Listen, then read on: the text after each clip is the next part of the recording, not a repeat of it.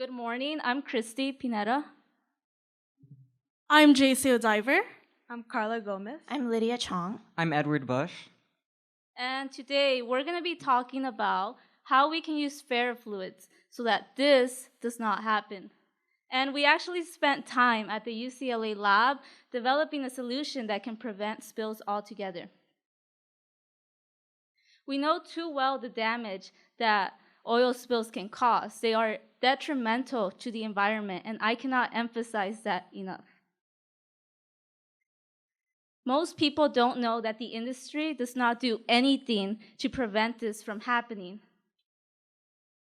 Rather, instead, currently in the market, there are only methods that do not prevent the spills. Instead, they only address the problem after the damage has already been done.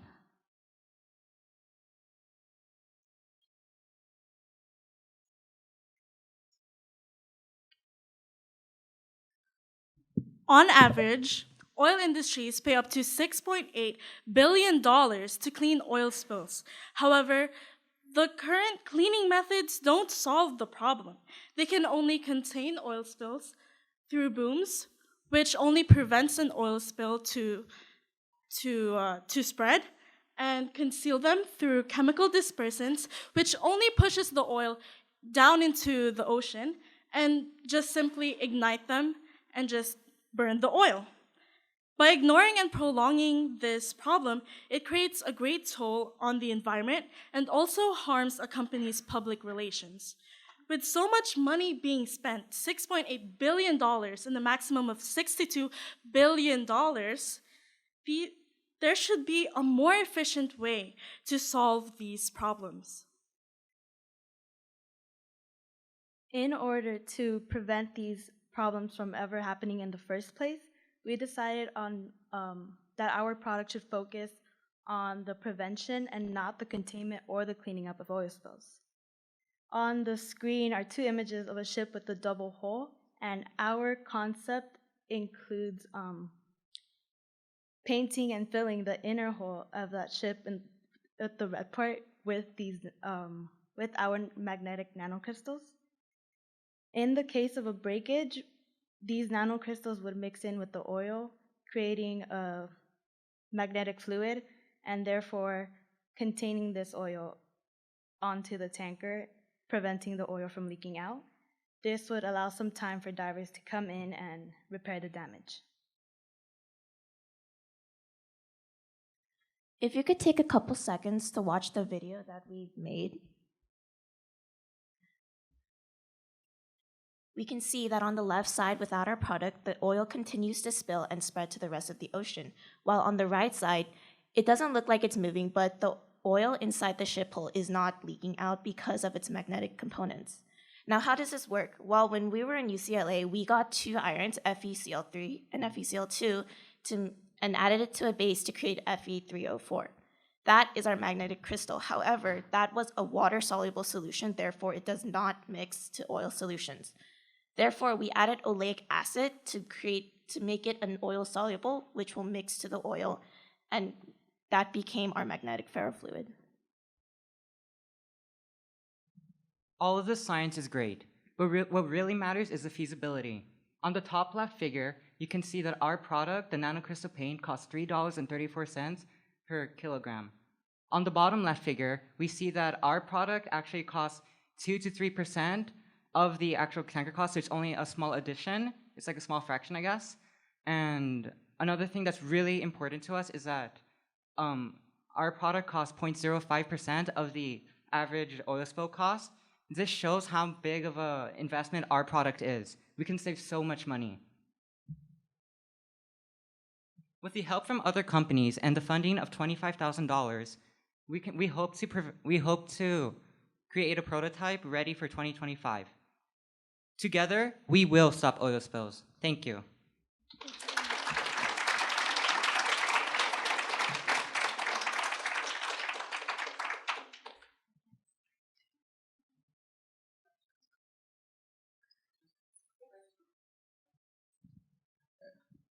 Have you guys looked at how large the crack can be for this to actually still work?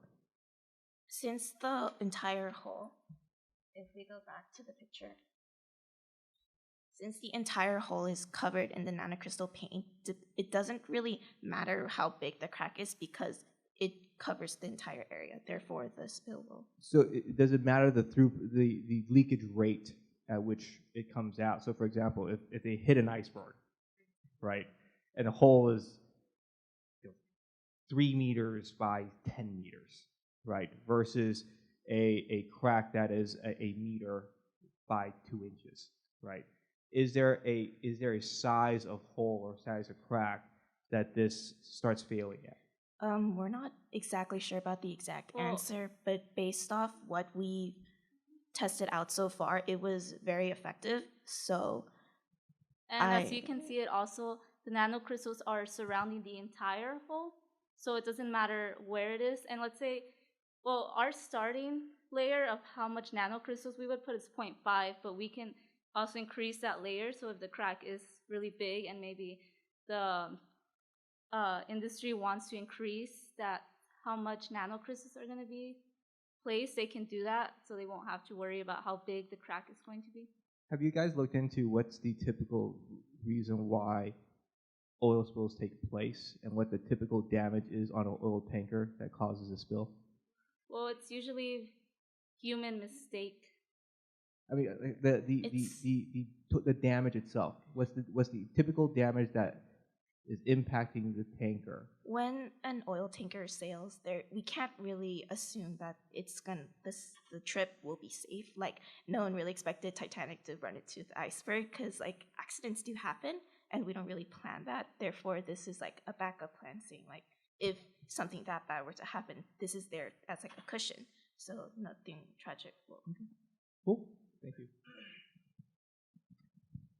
So the idea is that you make the oil a magnetic fluid, and then you have a magnet somewhere that confines it. It is magnetic, so Yeah, but, yes. but just being magnetic won't keep it in. Then it needs another magnet to keep it in. So can you tell us a little bit about that? Yes. If you look at the model, around the white space outside of the red area of the wall, there's a yellow line going through it. That's actually a copper wire, which is going to be an electric switch would be turned on to make it magnetic to pull the oil back in to So create it'll a have blockade. an electric current to it. So you're going to build an electromagnet into this so that you don't have to have it on all the time. Yes. Yes. Exactly. Uh-huh. And this one's hard. Have you actually thought about the forces that you would require to keep that much oil from spilling, and how strong an electromagnet you might need? We tested it, so. But you tested it little. Yeah, Have you? but like, Did you think Well- you can't test it big for sure? But could you calculate it? we need money to fund that research. Okay, that's a good answer.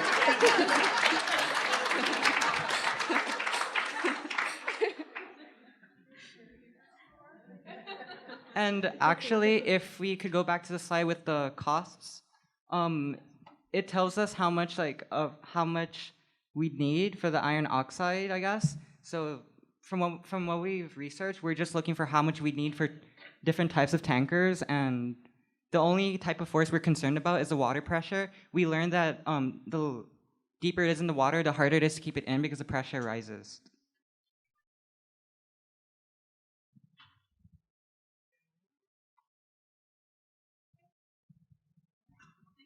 Thank you. Thank you.